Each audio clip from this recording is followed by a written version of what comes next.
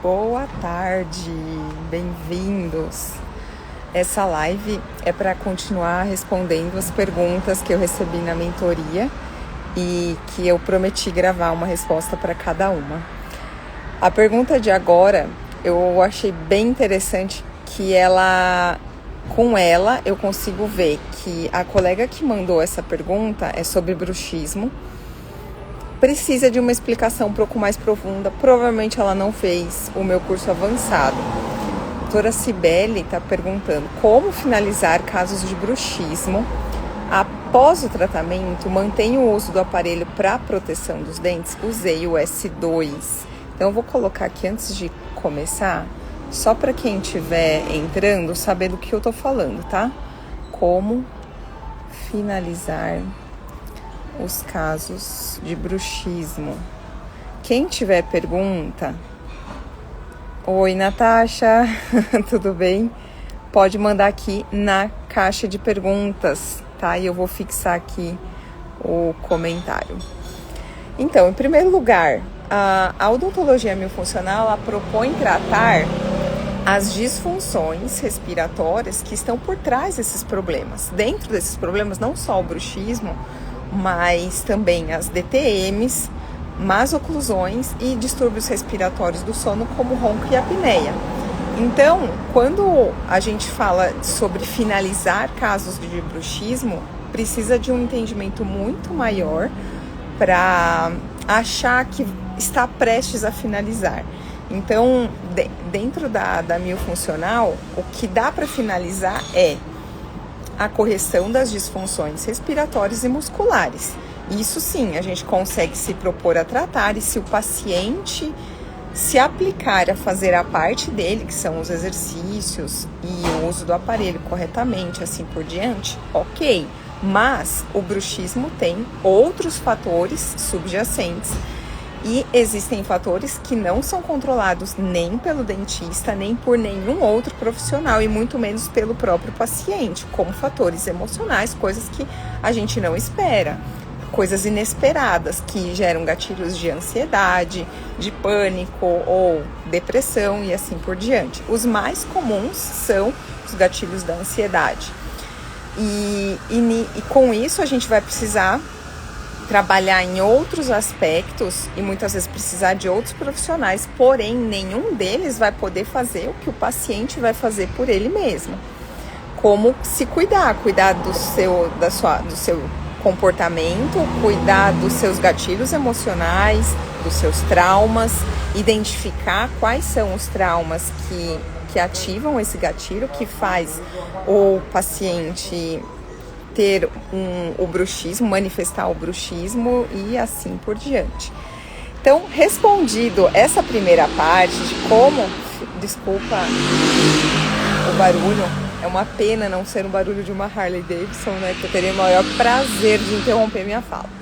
Mas, finalizando a explicação dessa primeira parte de como finalizar casos de bruxismo, seria uma ousadia muito grande da nossa parte ou da minha parte que querer ensinar alguém a finalizar um caso de bruxismo.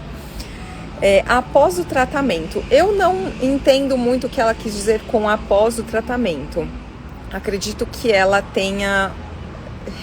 esteja se referindo a após solicitar o paciente usar o MyoBrace, no caso ela usou o Myosa S2, não sei por quanto tempo também. Mantenho o uso do aparelho para proteção dos dentes. Isso é muito bacana, porque eu vou falar, como eu fui minha primeira paciente de odontologia miofuncional, eu comecei tratando por conta de uma DTM associada a um bruxismo noturno que já estava se manifestando durante o dia e uma má oclusão que estava gerando recidivas constantes. Eu estava no meu quarto tratamento de alinhamento dentário e também, além disso, a respiração bucal. Então, o que eu acho interessante? Quando eu dou aula, eu falo pro colega, eu falo, seja o seu primeiro paciente, porque você vai... Geralmente, eu tô me arriscando a dizer que mais de 90% da população tem alguma dessas disfunções e apresenta e manifesta aí com uma oclusão ou com um bruxismo, um apertamento em algum momento da vida. Então, raramente algum colega que faz o curso de miofuncional não tem nada para tratar. Então eu falo, seja seu primeiro paciente, para sentir o que a técnica traz para você mesmo e sentir o que o seu paciente vai sentir. Eu acho que foi a melhor maneira de eu sentir mais segurança em tratar os meus pacientes e alertá-los em relação aos sintomas, o que vai acontecer durante o tratamento, fora o tempo que eu já atuo na área com esses aparelhos e com essa técnica. Então, o que eu fiz? Eu comecei usando o T4B, que foi um aparelho selecionado especificamente para o meu caso, naquele momento, e finalizei a ortodontia fixa que eu estava. Depois da ortodontia fixa, usei ainda o MyoBrace para contenção e para continuar corrigindo as minhas disfunções respiratórias e musculares. Nesse interim, o meu bruxismo já estava estacionado e com isso eu fui com o tempo parando, fui desmamando do MyoBrace. E foi ótimo para sentir se eu já tinha de fato corrigido, se eu já tinha de fato automatizado, normalizado a minha respiração, redirecionado a minha respiração para o nariz, para saber se o que eu estava querendo aplicar nos meus pacientes funcionava de fato. E como funcionou para mim, isso me deu muita segurança para aplicar nos meus pacientes. Então, hoje eu uso o meu da forma como a doutora Cibele colocou aqui. Mantenho o uso do aparelho para a proteção dos dentes. Se ela está achando que esse paciente ainda precisa para a proteção dos dentes, significa que o bruxismo dele ainda não chegou num nível adequado para a gente fazer o desmame do aparelho. Mas tudo bem, não tem problema algum. Como eu consegui, falando desse outro cenário, como eu consegui chegar nesse estágio de poder dormir algumas noites e não sentir necessidade por perceber que minha boca tá fechada, não tava mais babando no travesseiro, nem acordando com a boca seca, nem com dores musculares, nem dores articulares, que era todo o meu quadro, eu senti na liberdade de deixar de usar. Porém, eu gosto de falar para os meus alunos, para os colegas, que é interessante e é muito seguro para nós termos um modelo de MyoBrace ou Myosa numa gaveta ou numa caixinha, como se fosse um remédio numa caixinha de remédios, que a gente só vai tomar quando sentir dor ou quando sentir necessidade. Então, acredito que tem a ver um pouco, essa resposta que eu estou dando agora tem mais a ver com o que a doutora Cibele queria saber com a pergunta dela. Mas não tinha como eu chegar nessa resposta sem dar essa introdução que eu dei inicialmente.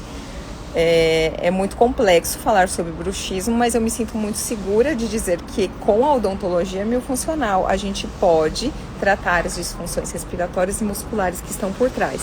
E também não posso finalizar essa resposta sem alertar da necessidade de fazer os exercícios respiratórios. Hoje, agora, com muito mais segurança, eu vejo a necessidade e passo para os meus pacientes e para os colegas a necessidade de cada vez mais se aplicar no entendimento, e tanto o próprio dentista deve fazer, tanto que no curso a gente aplica, e nesse curso vai ter uma novidade aí na aula de aparelhos, aliás, na aula de exercícios. Na aula de aparelhos também vai ter novidade. É muito importante que o dentista saiba praticar, que ele seja produto do produto dele, né? Isso vai passar muito mais segurança tanto para o próprio dentista, e essa segurança dele, consequentemente, gera segurança para o paciente na hora de fazer. Eu vejo que tem muito colega que fala assim, eu não estou sentindo tanta segurança na hora de propor o tratamento para o meu paciente.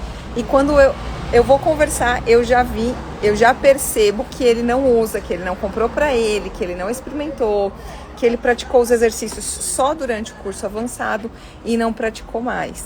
Então, acho que são esses principais aspectos para eu responder essa pergunta da colega. Vou finalizar a live aqui, vou salvar com esse título, para quem tiver dúvida, acessar esse vídeo e ter essa resposta, tá bom? Um beijo e até daqui a pouco com a próxima pergunta.